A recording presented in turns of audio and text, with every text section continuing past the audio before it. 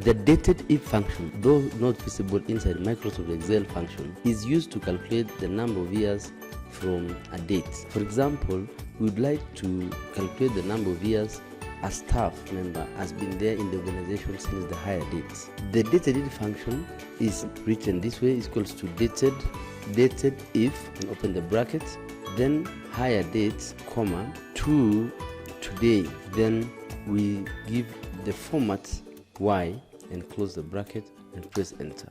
So we get 18 years as the number of years from the hire date to current. If you don't want to use the DATEDIF function, you can use the mathematical subtraction, so that you subtract current date minus hire date, but this will give you the number of days instead of the number of years. So you press enter, then you format this as a number. So I'll format this and say from the hire date to current is 6,931 days. So I'll need to divide this by months and years. So I'll say 12 times 30 so that I convert that into years. Then I'll get.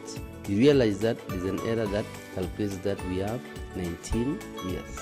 So we can use comfortably, I believe, on the DATEDIF function. Thanks for watching.